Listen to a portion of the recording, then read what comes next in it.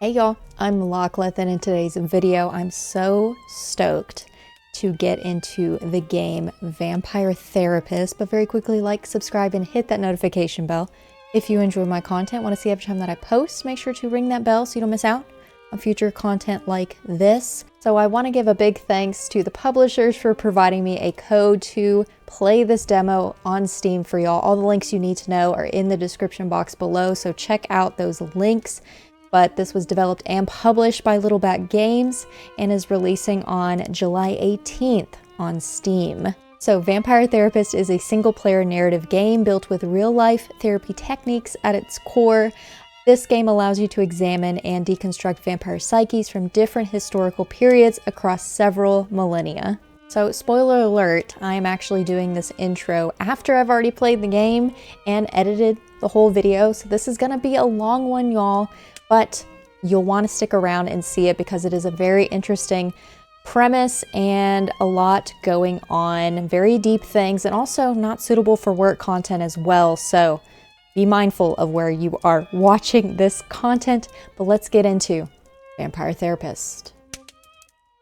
Vampire Therapist is a comedy game about the immortal undead processing historical yet personal traumas. References may be upsetting to some. This game was developed in consultation with licensed therapists, but should not be considered a substitute for therapy, unless you're a vampire. I love that little touch at the end, and that is the fun fact about this. It was they consulted licensed therapist for this game. My name is Sam Walls, and I'm a dead man. Well, kinda dead at least. See, I'm a vampire. Now, if you think that means all that Dracula hooey, like hissing, wearing skin-tight leather, and hunting mortals for sport, I wouldn't blame you one bit. That's exactly the sort of thing I did in my younger years with my former gang. And let me tell you, a vampire who's good with a gun can be a real terror. I got lucky, though. I met some kind mortals who saw beyond my fangs. They taught me my letters and showed me how my thinking was keeping me from finding any kind of peace. After they passed on, I roamed America's majestic wilderness for nigh on 90 years, figuring out myself and what it means to be a vampire. And I found revelation. What I realized was, it ain't fangs that make us monsters, it's the self-defeating ways we think. Anywho, as the world started getting smaller, my old vampire gang tracked me down. Them being my kin, I wanted to help them see the world like I did, but they still have the same monster mindset I used to have. Good thing I'm a quick draw. But I got hooked up with this newfangled internet thing and found a vampire who's helping my kin find their way. Fella named Andromachos, supposed to be 3,000 years old. He invited me to come out to Europe to learn from him. I figure someone older than time has got to have the answers. I'm going on a trip, I guess. This feels like my opportunity to do some good in the world. I've been looking, and now it's time to give back. Vampires ain't monsters. Or at least, they don't have to be. And come hell or high water, I'm gonna prove it to them. Wow, the lore. Well, I think this is the address.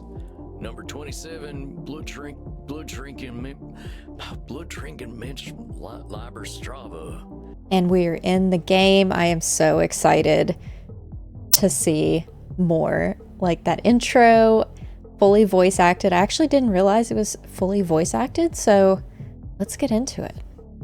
Sure is a hell of a lot of ruckus for this time of night. People stay up late here. Wait a minute, these folk are vampires. Better watch myself. Guten Abend, folks. Sprechen Sie English? Ja, hallo, Alter. Are you here to party with us at the hottest club? Reinhard. Oh my god. Okay, I guess we'll ask about the club. Well, what's so special about this club? Immernacht is the greatest club aller Zeiten. The owner makes sure everyone has a good time. If anyone acts without respect, they are banned from the club forever.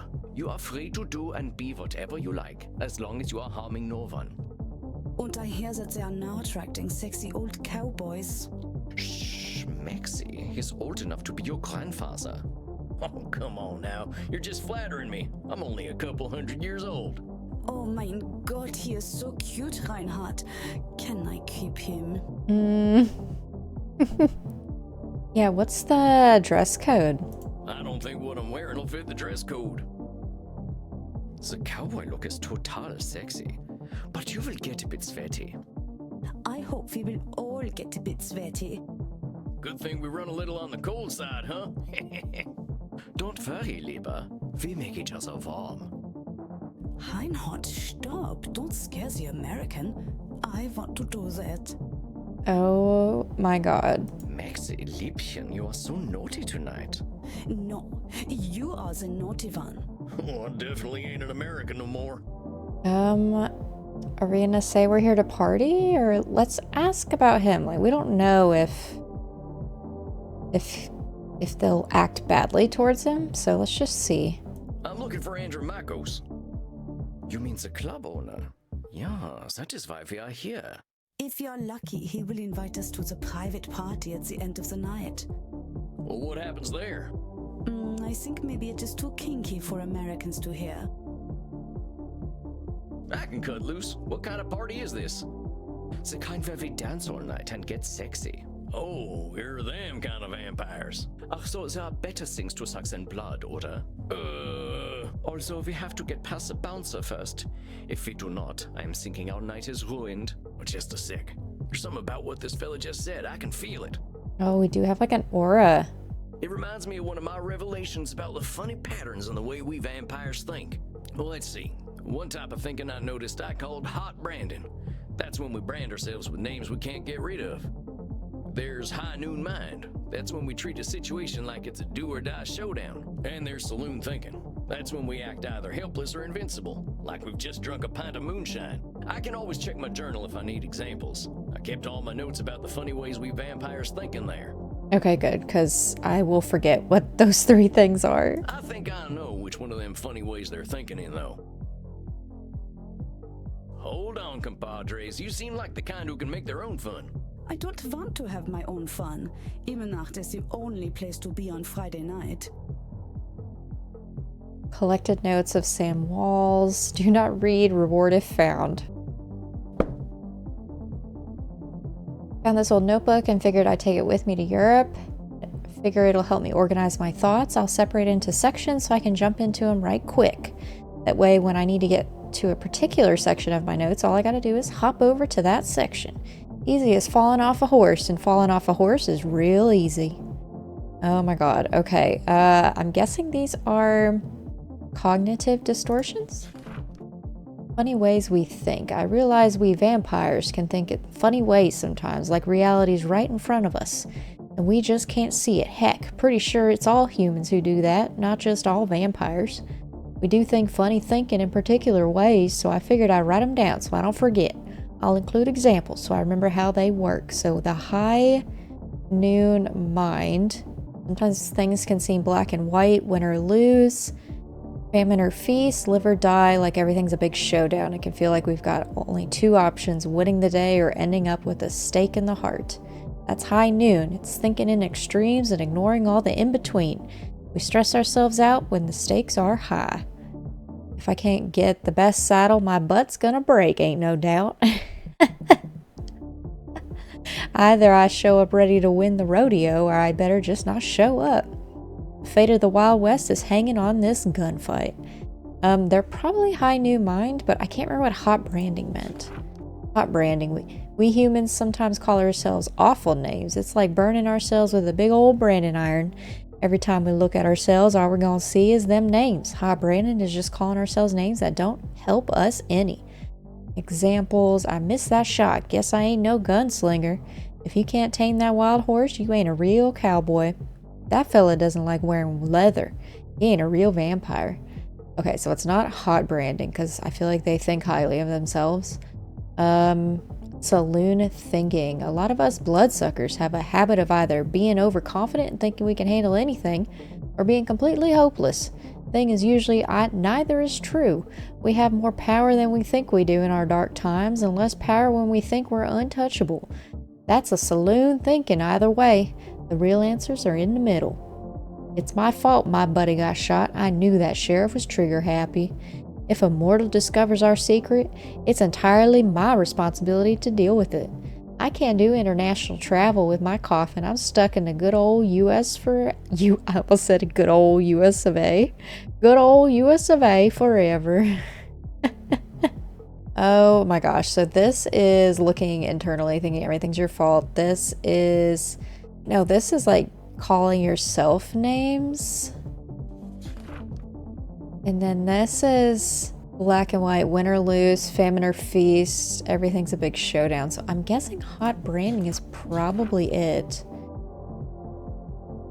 Here's an actual entry. It's been about a week since I boarded the Monster of the Seas cruise ship, and I gotta say, I feel finer than frog hair. People here are eating and screwing like there's no tomorrow on account of the fact that we're in the middle of the ocean. I've drank from more rocks in the last week than I can count. Rocks? That says Nex. He's a vampire, not a mollusk. And since the ship's open all night, I rode a water slide for the first time in my unlife. People were laughing at me for saying yeehaw, but what else do you say to experience like that? Oh my god, so many entries. I'm gonna guess High Noon Mind for them. Amigos, you're putting too much weight on this thing. It's a nightclub, not a high noon showdown. The night's full of possibilities. Reinhardt, I don't know what this means, but I like the way the sexy American talks. You make us think that maybe it is better we haven't gotten into the club, because we are now meeting you. Hey, if meeting me makes your night better, I'm glad we met. I really gotta find Andromachos, though. You have to get past the bouncer. He decides who gets in and who doesn't, and he hasn't looked our way all night. Und? Maybe I'll have a little word with him. Excuse me, friend. Oh, I hear God. you're the man to talk to around these parts. Terrifying. I'm here to see Andromachos. Have fun, mate. Hey, thanks, amigo. You have yourself a fine night, you hear? Cowboy, what about us? Bring them joy, dash their hopes. I mean, let's just bring them in. Why not? Yeah, sure. They're friends of mine.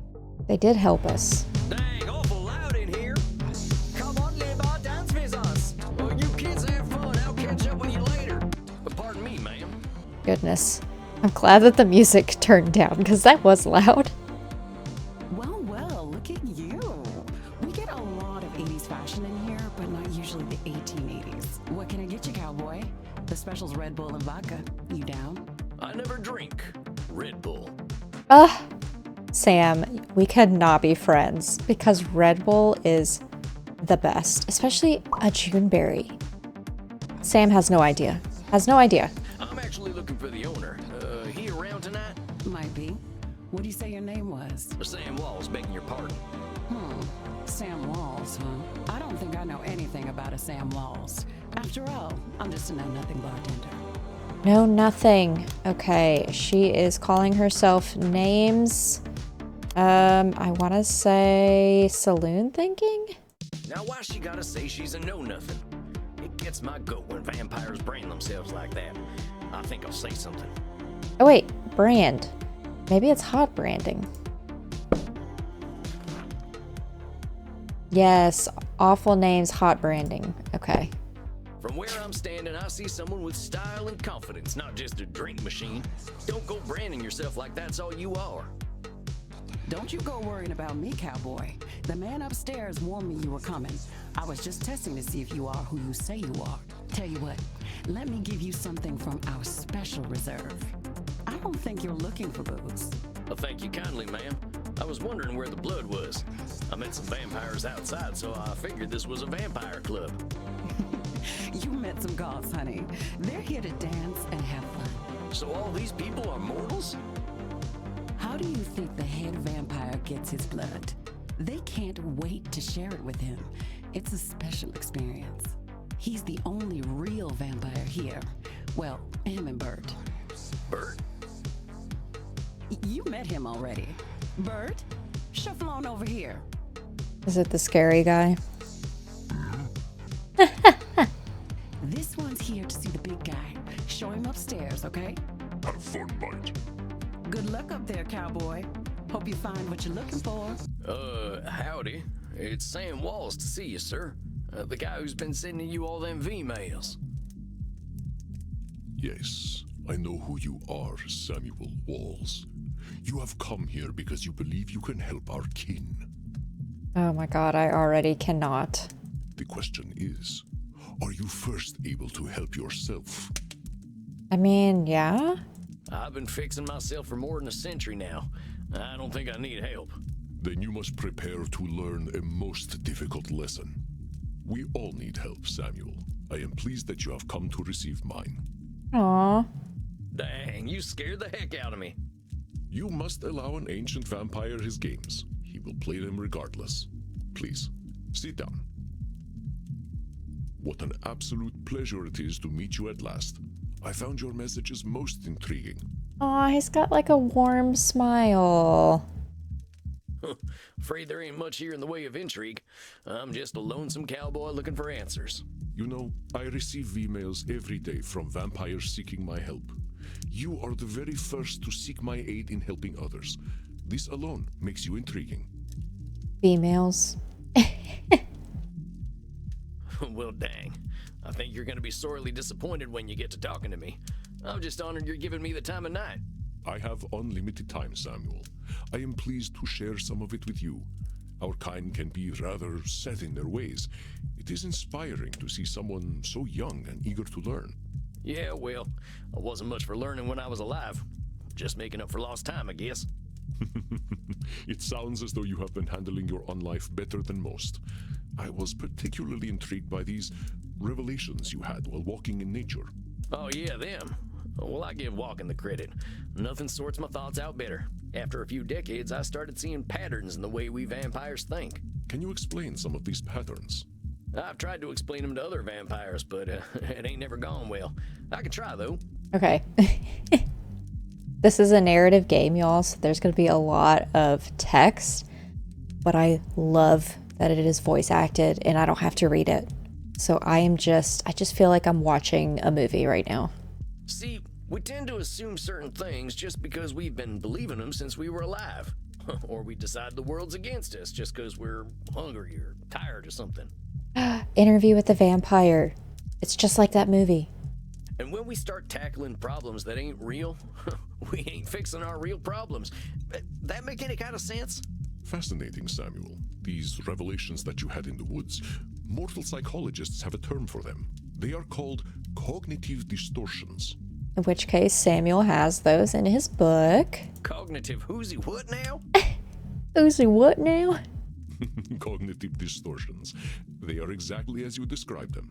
I will explain in a moment. Please, tell me about these specific revelations you had. Well, I noticed how we stress ourselves out by making everything a battle of do-or-die absolutes. High noon mind, I call it. Like that feeling you get right before a big shootout. I must confess I have no experience with this feeling. I engaged in Mortal Kombat long before the age of gunpowder. Mortal Kombat. Mortal Kombat. But the sentiment you describe mirrors the words of my old friend Marcus Aurelius. He used to say that the magnitude of life's challenges often turn us into our worst selves. You mean Marcus Aurelius, the Roman emperor? Of course, his name was Marcus. Marcus was a bedroom name. Bedroom. You mean you and the emperor were... It was ancient Rome. Penetration was similar to a handshake. And we're just gonna glaze over that. My apologies. I somehow forgot you were American. But let us discuss this high noon mind. I believe we can broaden your definition. Mortal psychologists call this phenomenon of binary thought polarized thinking, but I like to call it Nosferatu thinking. It means you are thinking in black and white. I get it. That's pretty funny. I believe it encompasses the breadth of the distortion. One is not flatly weak or strong, good or evil, smart or stupid, a success or a failure. The truth is far more complex and colorful.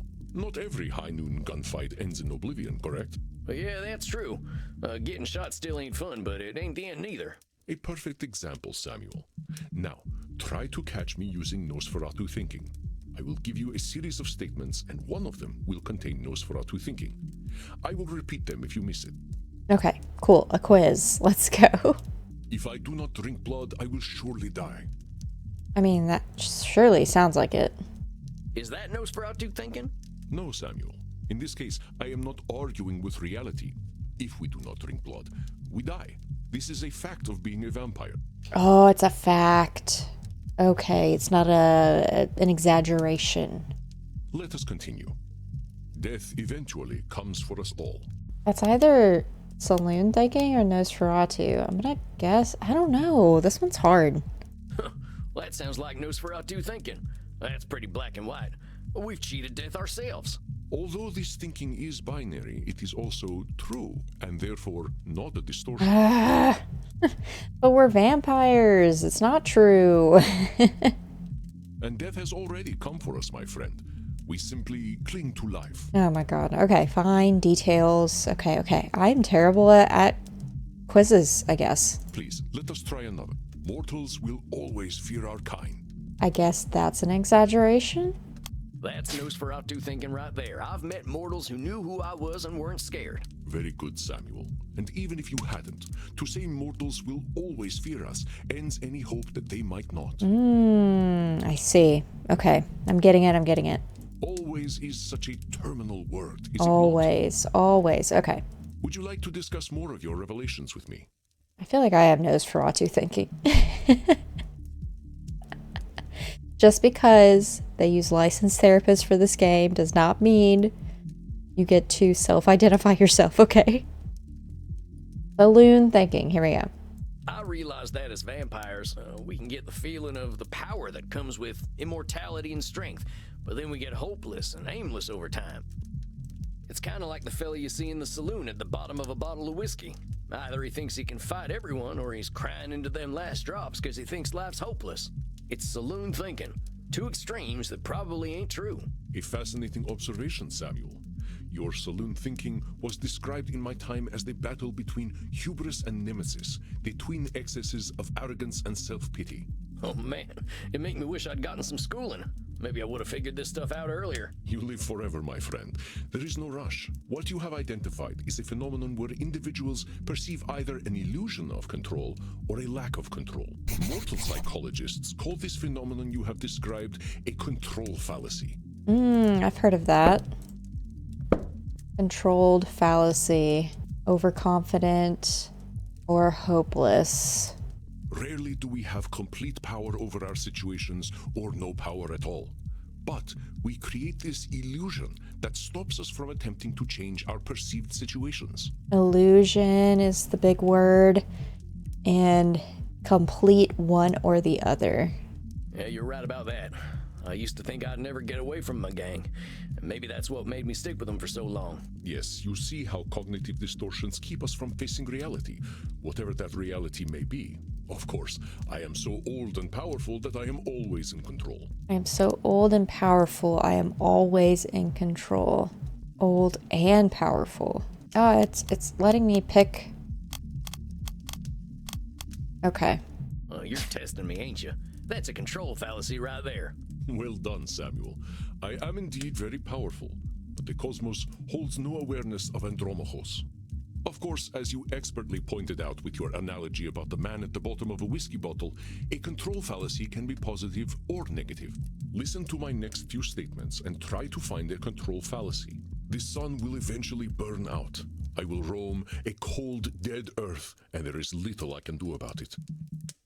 My kitty cat died. I shall be lonely forever. I shall never feel the warm sun upon my skin again. My kitty cat died. I shall be lonely forever. I think it's this one.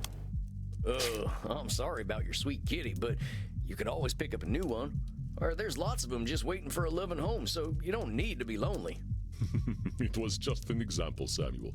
Well spotted. But I do speak from experience. I felt this way once when a pharaoh I was dating had our cat mummified. Mummified? He dated a pharaoh? That's cool. I went into a murderous depression that nearly decimated the continent. But I had the power to help myself all along by adopting a new friend in need of a home. Aw, cute. Oh, dang, don't let me get on your bad side. Yeah, last one. Hot branding. See, I used to be in a gang. They were my whole existence. If you asked me who I was, I would have said, I'm a murdering bastard. Once I got away, I realized how small-minded that was. I was Sam before I was a murdering bastard, but that's how I was choosing to brand myself. Branding. My old gang's still around, and they're still branding themselves like that. They can't see themselves as anything but killers. Very astute, Samuel.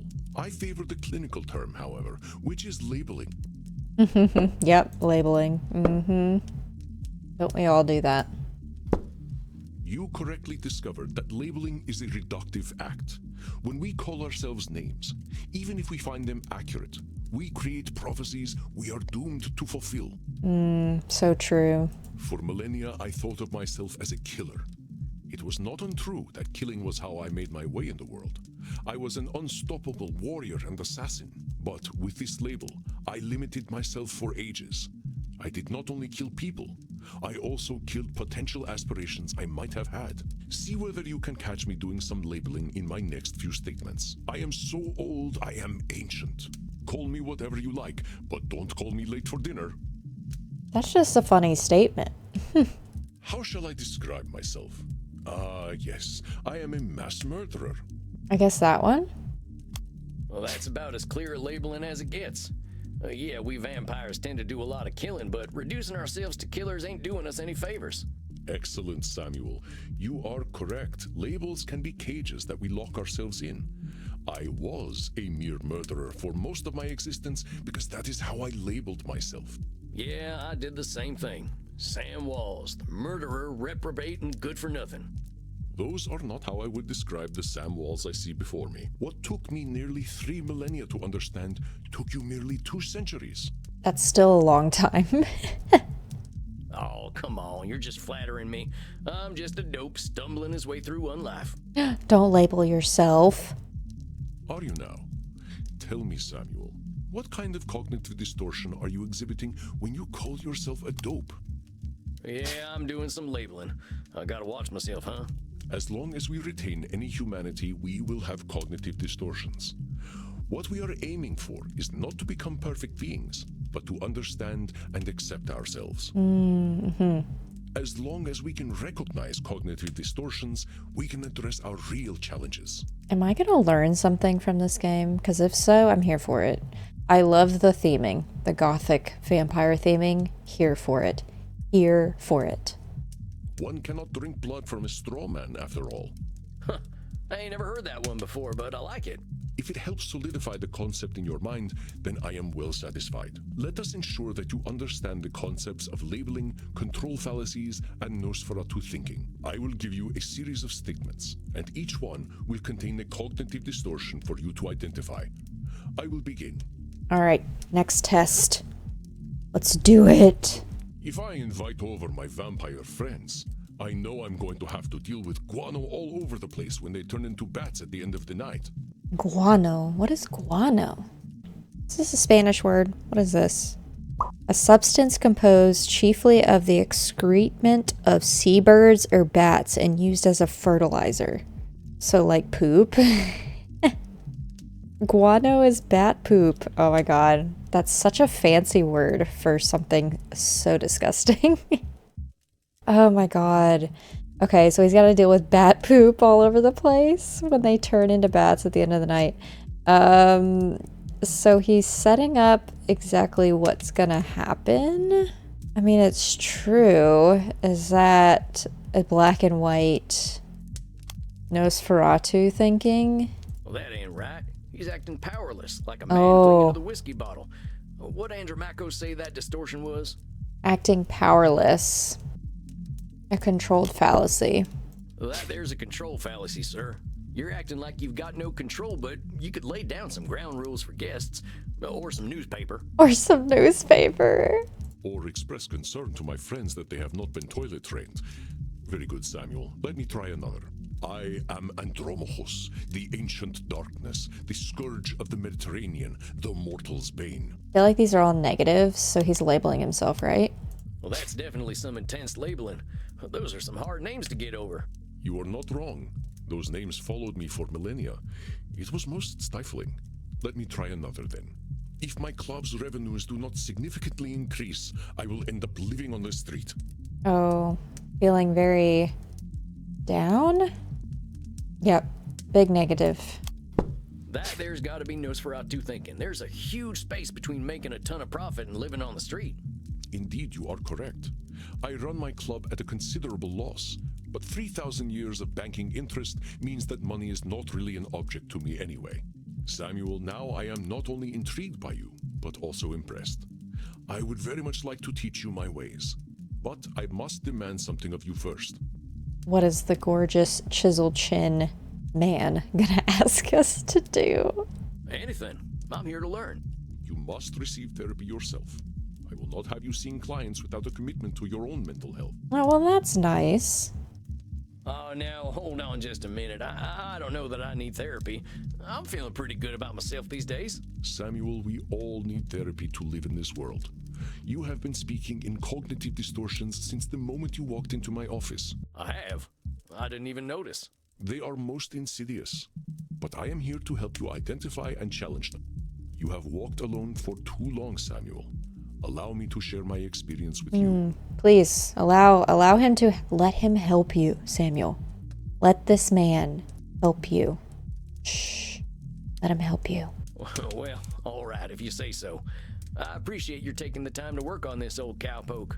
We have all the time in the world, Samuel. But for now, you must be eager for something fresh. Please, dance, drink your fill. We will begin tomorrow. If it isn't Clint Eastwood again. How'd it go, cowboy? Clint Eastwood. I love this. Crimson, that's a nice name.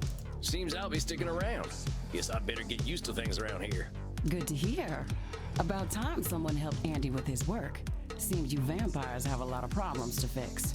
Name's Crimson, by the way. Fine meeting you, Crimson. How do you know so much about what Andy's doing? Pillow talk. I'm his blood partner. Oh. No shit. How's a mortal get hooked up with an ancient vampire? I'm a rock climber. I stumbled into one of his lairs in Madagascar. Found a cave while climbing a mountain, and there he was, naked in a hot tub. Dang. Must have been a sight. You ain't kidding, cowboy. Didn't expect a luxury apartment with a gorgeous naked vampire inside of a mountain. I bet that was something.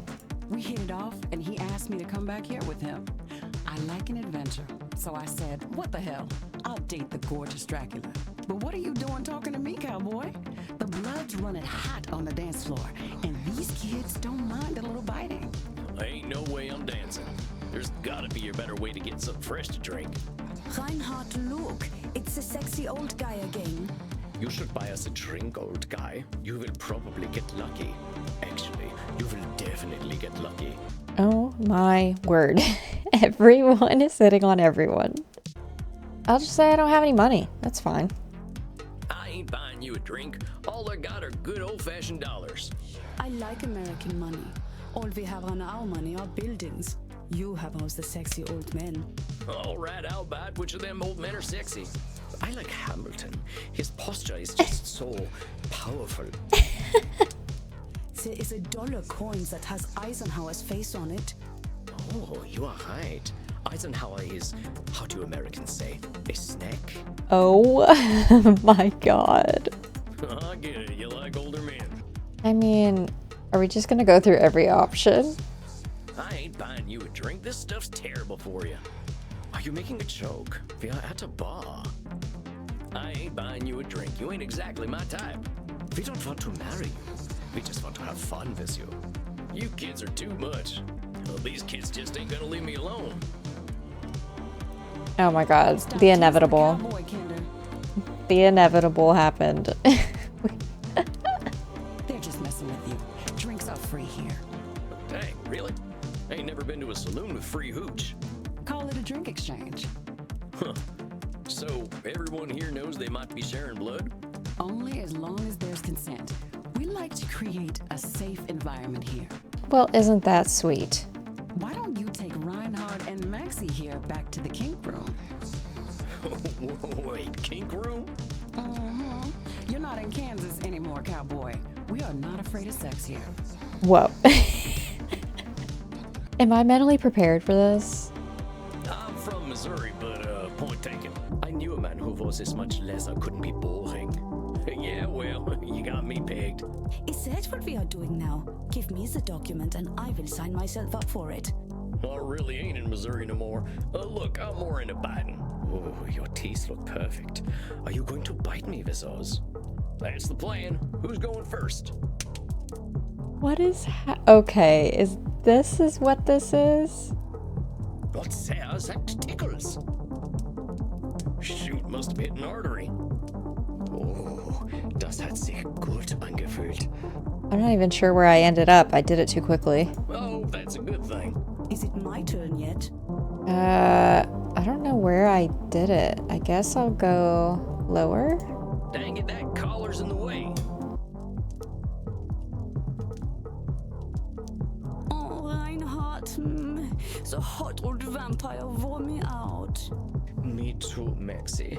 I feel as though I have set up a mail server. Oh my god. Samuel, wait a moment. I see you got your fill. Are you heading out? Yeah, I figure I could use some shut-eye. I locked up my coffin over at the storage center. Storage center? Please, you can use my guest coffin.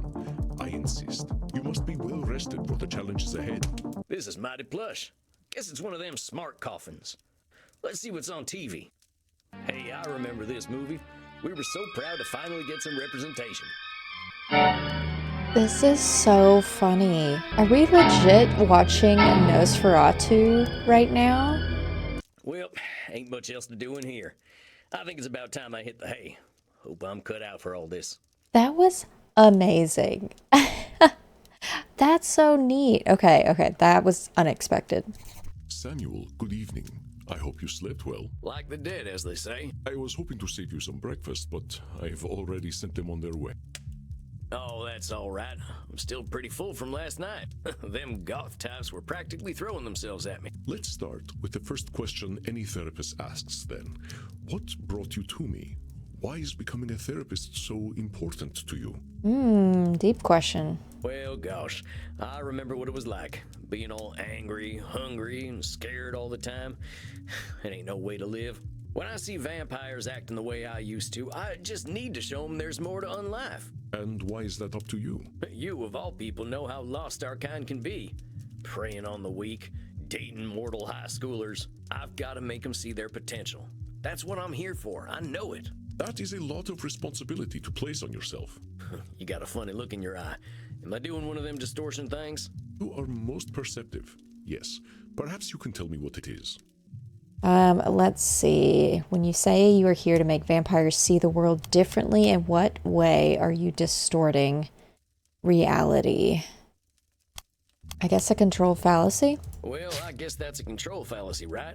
I can't assume I'll be able to help other vampires the way I was helped. Very good, Samuel. Control fallacies are hard to avoid when one feels strongly about something. Now that you've gotten all that horrible name-calling out of the way, please tell me, how did you find your sense of purpose? Well, I was on the run, you see.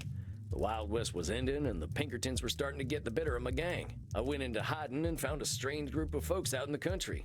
They knew I was an outlaw right away, but they didn't judge me for it. They didn't even care that I was a vampire. They welcomed me like a friend, even shared their blood with me. They taught me how to appreciate the beauty of the night, and I started seeing things I'd never noticed before. They taught me my letters, philosophy, and how to question things instead of being scared of them. I think about them every day of my own life. They somehow freed themselves of all the judgments of the time and were better off for it. These must have been the 19th century American transcendentalists, yes? Yes, sir. I'm glad I died when I did, because their like just don't exist no more. Once my community died out, I started walking. That was something else they taught me how to do. There ain't nothing like having a walk and a think. I walked in nature for about 90 years and just took in all the grace and beauty of my country. I guess I was kind of selfish, though. I should have been helping other vampires the way the Transcendentalists helped me. Why waste 90 years walking when I should have been helping others? Seems pretty obvious to me. I could have done a lot of good in that time. But your should turns that which you could find fulfilling into a duty. You create an extrinsic motivator. Should statements are another cognitive distortion, something created by your own mind. Nature asks almost nothing of you. Sometimes we judge others and ourselves with arbitrary rules and how things should be, and then we get hopping mad when our expectations ain't met. Should statements can put a lot of pressure on us, but there ain't too many rules that are universal. Heck, we should probably be dead because our hearts ain't beating, but it seems that ain't true. Even if your should comes from a place of good, it creates undue pressure. And what do we do once we are pressured? We resent the shoulds. We procrastinate. And as you know, we have a lot of time to procrastinate. You got that right. Why do today what you could do next century? Exactly. Should statements remove the intrinsic joy from that which you find fulfilling? Hold on, though. Ain't there some things we really should do? Of course, there are things we must do. But nature herself tells us what they are. We invent the rest. Samuel, even if it beats no longer, you have a good heart. I think you will be an excellent therapist. So far, that good heart of mine hasn't amounted to much, but I'm willing to give it my best shot. You are uncomfortable with praise, aren't you, Samuel? Every time I say something positive, you find a way to negate it. Yep, I'm that way. I can also relate to Samuel in this moment. I just don't think I should be doing any bragging. I spent my first 50 years killing. I spent the next 90 walking in the woods. I've tried to walk a better path since then, but I ain't no saint, Auntie. I did not say you were. Having met several so-called saints, I can attest that none of them were either. I understand your discomfort, Samuel. I, too, have done terrible things that I cannot erase. But is erasing the good I have done worthwhile? Well, I guess when you put it like that, it sounds kind of silly. It's another cognitive distortion, one that mortal psychologists call disqualifying the positive. On account of the nasty stuff I've done, I can feel like a good feel like a real good for nothing sometimes, but that's disqualifying the positive, canceling out the good, and leaving the bad. It ain't a distortion to see this positive in yourself or in a situation, it's just being honest. Oh boy. I understand that the actions of your past are difficult to bear, but what we are here to do is accept reality, with both its positive and negative aspects. I am not saying that you should disqualify your negative actions, but merely note when you disqualify the positive ones. I believe the recognition of this distortion will serve you well when you start to see clients tomorrow. Whoa, tomorrow? I only just started learning these here cognitive distortion things. I will, of course, be with you. You needn't worry. I can sense your instincts and will help you. Ah, Samuel, glad to see you are awake. Your first client is on his way. Look, Mr. Andy, sir, are you sure I'm ready for this? These are people's brains I'm messing with. Fear not, my friend. You are a powerful vampire in your own right. To be so young and have so much empathy is quite a gift. All you need to do is listen, and I know the truth will reveal itself to you. Let us look at your first client's case file. Dr. Drain, huh? He ain't got no first name? Families and titles seem to become more abstract after a certain age. Huh. So is it funny that he kept the title? Indeed. You catch on quickly, despite your habit of disqualifying the positive. I will let you work now. I shall be meditating in my coffin, but I will sense when you need my help. Not the bat. Satan bless it all, I hate flying! Oh. Hey there. God's blood, what on earth are you? I'm the new therapist. My name's Sam. Have a seat, Dr. Drain. And American as well. Good God, it's not enough for you lot to take over the world of the living. Even the halls of the dead aren't safe from you. Oh well, I suppose your lot are all into this touchy-feely stuff, aren't you? And ignorance, even American ignorance, is bliss, I suppose. Oh, sweet ignorance, how I do wish I knew thee. Damn it, how am I gonna work with this fella? I gotta ask Andy. Are you all right, Samuel? You gave me this fella as my first client? Why not? He is clearly hiding very little about his state of mind. How am I supposed to help him when he already sees me as the bad guy? Use your instincts, Samuel. Think about how you have felt in your darkest hours. This is giving Star Wars hologram right now. What does this poor vampire want? He wants to complain. I think he just wants to complain. Perceptive, Samuel. He can hardly stop himself, can he? So, what, I just let him complain? Of course. Just give him a starting point to let it all out. It will make him feel better. Well, are you just going to sit there? I was just gonna ask how your trip here was. My trip? My trip was bloody wonderful. Until my familiar got a flat tire and I had to fly 30 kilometers here as a bat. I hate being a bat and I hate flying. Do you know an owl tried to eat me? Me, a creature that has lived for centuries, treated like common prey. I'm surprised he was even interested. You should see what an ugly little beastie I am when I transform. All I could do was screech and squeak until he went away. You all right there, pal? Yes, I'm fine. Well, I'm not, of course. I wouldn't be here otherwise. But for the sake of conversational integrity, fine. I take it you read my case file and know why I'm here? I didn't read it. I accidentally clicked ahead. Breakup or addiction? I don't remember. You're here for an addiction problem. Yes. Oh, Embarrassing, isn't it? thank God. What's to be embarrassed about? I remember when Ulysses S. Grant was president. Didn't seem to bother him. Oh, well, of course. How wonderful it is that I share the mental failings of people who only live a single lifetime. Hey, come on now. There's a part of us that's still mortal. Can't help that, just like we can't help being dead. Look, I just need some tips and I'll be on my way. Just give me all the tricks, whatever one does to make addictions go away. Tips? Let me think. There's no easy solutions. Partner, there ain't no tips that'll magically cure you. But I'm here to listen. You know, I never in my life thought anyone would ever call me partner. Like partner, but not with a T. And I know how you English love your tea. Thank goodness we can still process tea. We cannot live on blood alone. I appreciate the concern, though.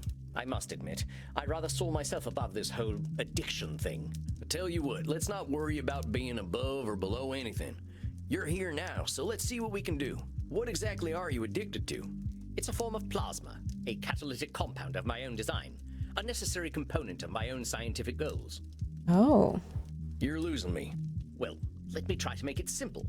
I have been able to replicate and even alter the molecular patterns that vampiric erythrocyte surface receptors receive. What? Our unique physiology gives us an increased ligand affinity, which is how we are able to process blood the way that we do.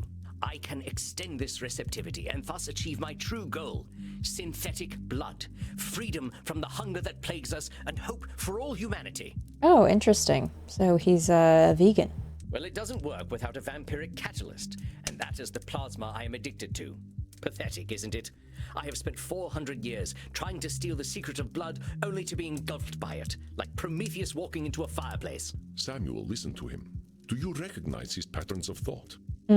Disqualifying the positive. There's some distortions in there, ain't there? I knew you would sense them. Invite him to talk more about this failure of his. Now hold on just a minute there, cowpoke. I've heard you talk a lot about failure, but it sure sounds to me like you ain't thinking clearly if you think you're a failure. I am a realist, that's all. Look at me. 400 years of study and still dabbling with leukocytes. I don't know many people who would call working with leukocytes dabbling. I mean, I gotta admit, I have no earthly clue what you're talking about. So unless you made up all them science terms, I think you might be doing more than playing with a chemistry set. Yeah. Let's get back to what you were saying, though. I'm saying I am surely the oldest, most well-studied doctor in the world. I should have achieved more than this. Should statement. Well, who said you should have achieved more? Isn't it obvious? I should have something to show for 400 years of work. And what happens if you don't? Absolutely nothing at all. Well, that's my point. That is not as encouraging as you think it is. It's all my fault, really. I cannot seem to motivate my scientists to reach the necessary level of dedication. It's always shocking to me how little urgency mortals have around death. I think he's doing controlled fallacy. So it's all your fault that you haven't come up with the perfect synthetic blood. It can't be anyone else's fault. Only I have the skill, the knowledge, and the experience. Pardon me for saying so, Doc, but it sounds like what you're doing is pretty dang complicated. It sounds to me like you're some kind of god if you expect control over life itself. So true. Can't be that way. Now that I'm addicted to my own drug, I have joined the ranks of mortal celebrities in my utter irrelevance. Either labeling or Nosferatu thinking. Those ones are harder for me to remember. Yeah, Nosferatu. That's a pretty dark read on things. You know, lots of folks get over their addictions. Yes, but not me. I'm trying to tell you that even if you are addicted, that ain't the end, hermano. You got a lot of life and opportunity left in you, if you can call this life. Now hold on there, that's what I call Nosferatu thinking, straight from the coffin. Life ain't all black and white. It's got its shades of gray too, you know. Oh, well played, cowpoke.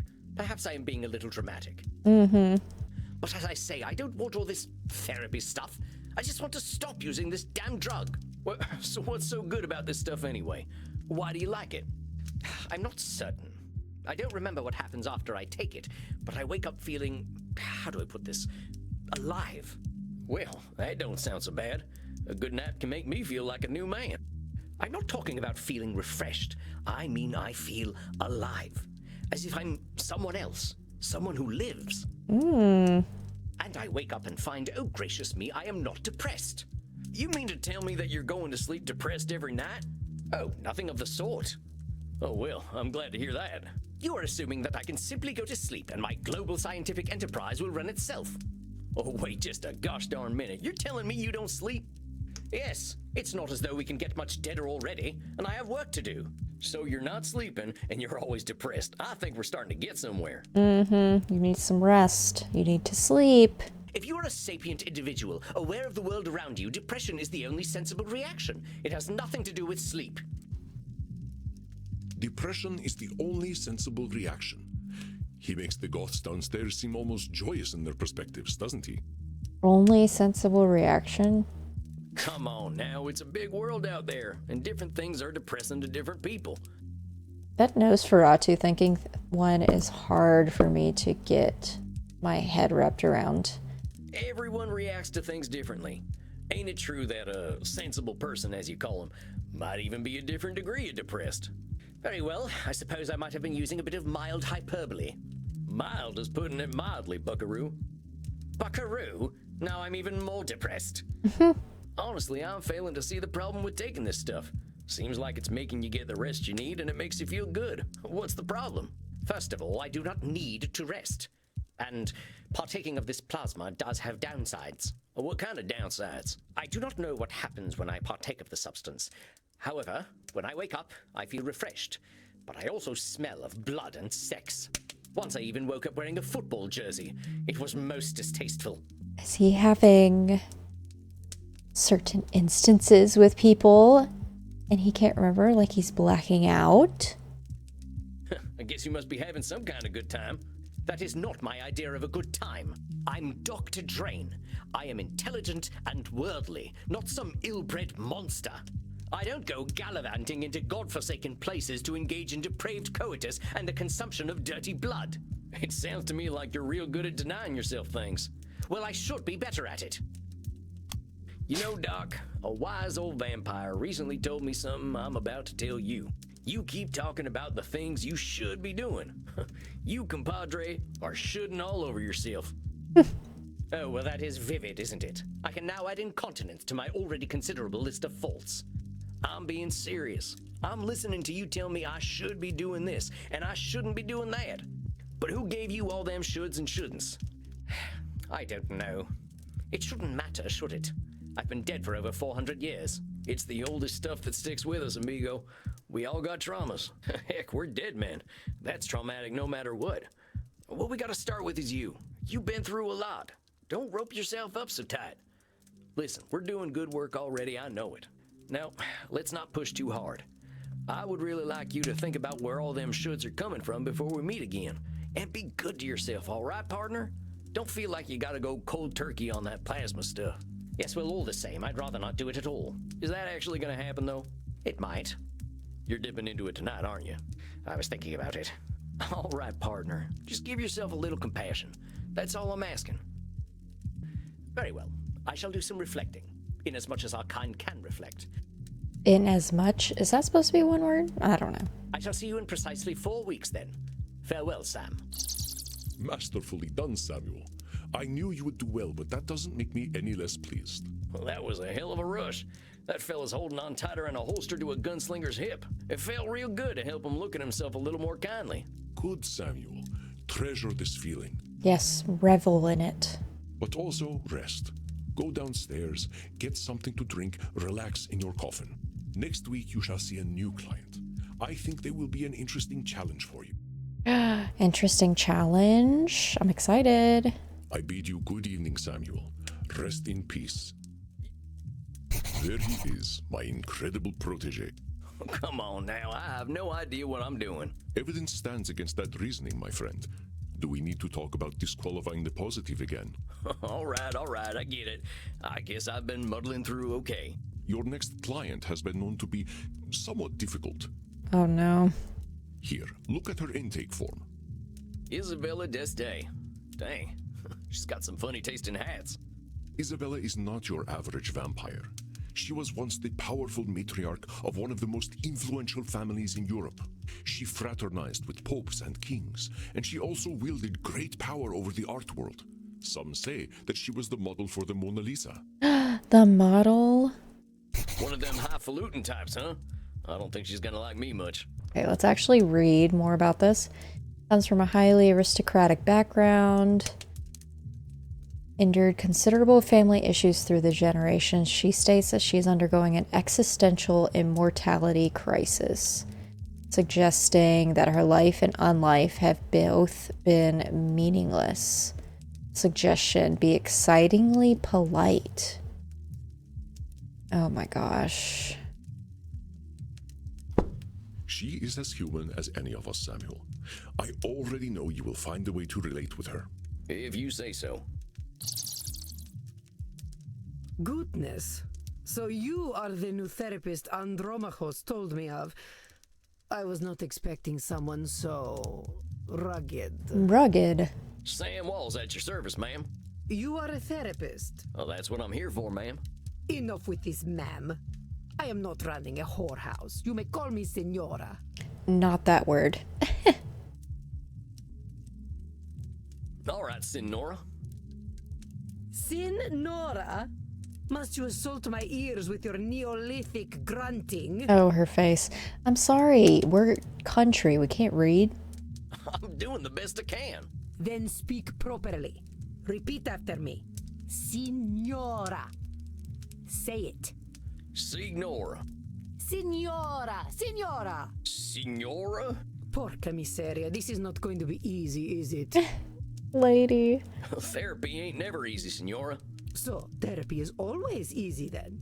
I said it ain't never easy, Senora. Is therapy easy or is it not? Not, I guess. Oh, how are we to examine my inner demons if your own speech is so diabolical? You know what? Let's start over. Greetings and salutations, Signora. I am most honored to receive you in my humble office. Very well. I suppose it will do. I'm just here to help, Signora. It says here on your intake forms that you've been having a tough time lately. A tough time? Indeed, yes, it has been a tough time. The realization that not only am I a corpse, but that I have been a useless corpse for nearly 400 years is a tough time. Useless. So what set off this feeling that you're a corpse? I saw a film at the cinema. Hey, I love the cinema. Well, not many of our kind are movie buffs. What are some of your favorite films? I would hesitate to say favorite, but there are some films that are more acceptable than others. For instance, Beneath the Velvet Dusk or In Search of Sadness are engaging explorations of the mortal condition. Oh, I ain't heard of them. You ever seen The Three Stooges? Please, this is an educated woman. Utter vulgarity! I do not waste my time with such nonsense. Alas, these Stooges 3 would be preferable to the abomination I saw at the cinema that made me realize just how dead I am. Oh my god, Stooges 3. It was a most terrible film, one that shook me to my core. The pain of it lingers with me still 5 years later. It was meaningless. It said nothing, did nothing, less than nothing, as loudly and garishly as possible. And the audience, fools that they were, cheered, applauded this desecration of the mind. What movie did she see? I hate this film with all my being, for it has done the cruelest thing. It has revealed the dark truth. This life that I cling to has no purpose. Dang, what the heck was this movie? Space Wars. Rise of the Spacewalker. What? Star Wars, really? I mean, sorry, Space Wars. Do not think me a fool. I know it was not high art. But art, the money it made, it would make even the Pope blush. This stinking trash. This is what the people want. Okay, everyone look away. She does not know what she speaks of, okay? You see, I understand now. My attempts to infuse art with meaning were pointless. All that I am, all that I ever was, is dead. You don't seem that dead to me. We're having this conversation, ain't we? You ain't just lying there decomposing. It is no different. I might as well be rotting in the ground. If you're saying all you are is dead, I think you might be doing some Nosferatu thinking. It ain't black and white. You're here. But let's go back to what you were saying. Once, I elevated art, and all the world benefited. Why have I lost my power to elevate art now? Controlled fallacy, I think. All the world benefited? There's a lot of people, and they got a lot of different preferences. You can't get them all, can you? But I could, once upon a time. We only know what we know. But you were saying. It was all for nothing. What good was guiding Da Vinci when they sell the Mona Lisa on beer coasters? Disqualifying this positive. Come on now. Just because the Mona Lisa's been on a coaster doesn't mean that's all it's ever been for. I've got Mona Lisa socks. Would she turn her nose up at me too? I think you might be downplaying just what an impact you've had on the world. The world needs no help from me to reduce my life's efforts to cheap commodities. Art should have meaning, purpose. Beauty should expose truth. Should statements. You're saying art should have meaning and purpose. But does all art need those things? What is the purpose of creation otherwise? How about if I just like doodling? Ain't that a good enough reason to draw? It is a pointless reason. Well, maybe I want to do something pointless. All I'm saying is that I don't have the same shoulds you do. But it seems I am just a dead woman. A walking corpse who is not worth listening to. I should walk into the sun. Now, why have you got to go and call yourself names? They are not names, they are my reality.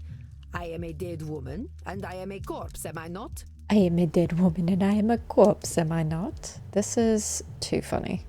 Is that all you are?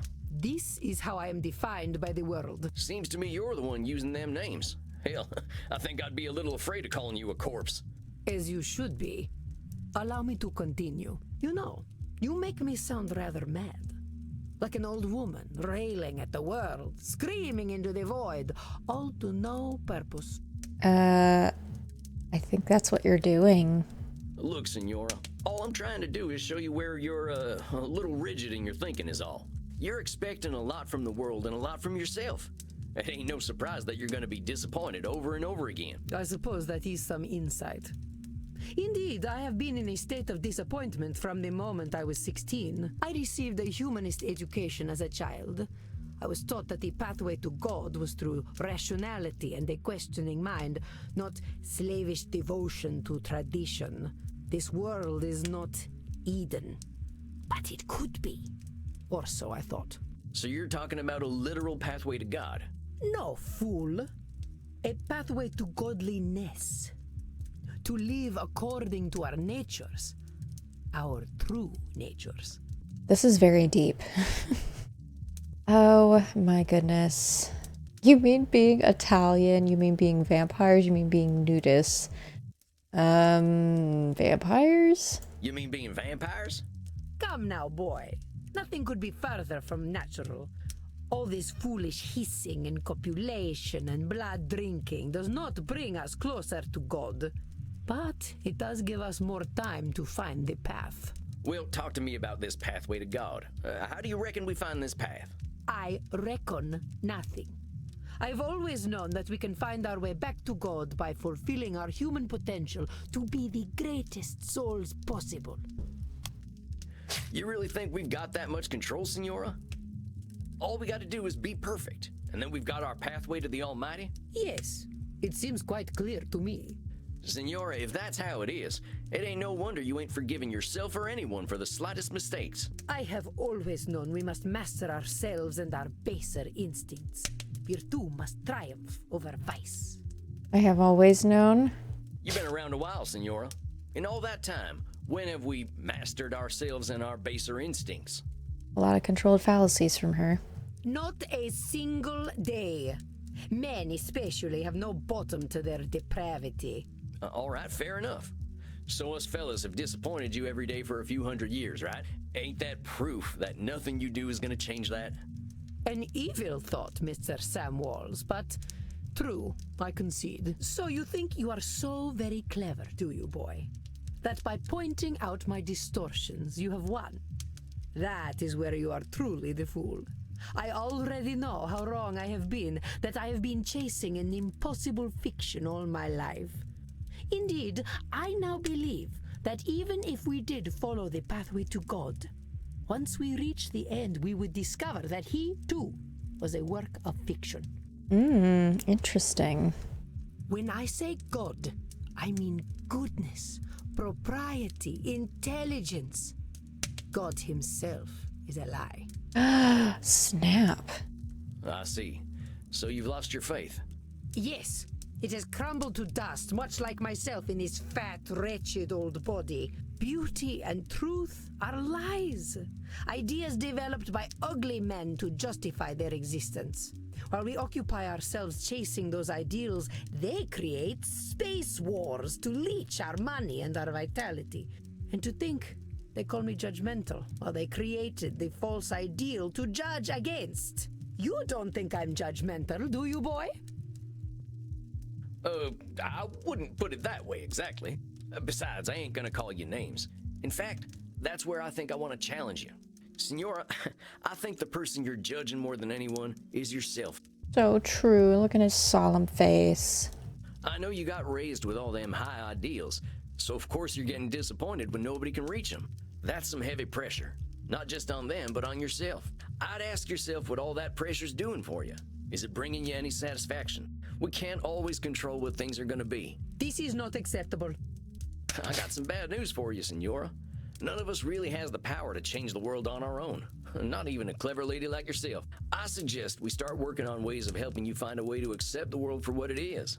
But the world is base and unworthy. Remember that term I told you about? Nosferatu thinking? You're gonna strip all the color out of the world if you keep doing that. The world's a lot more than just base and unworthy. Nosferatu thinking. I am not used to having my own thoughts thrown back at me. Finally. Well, that's why you're here, ain't it?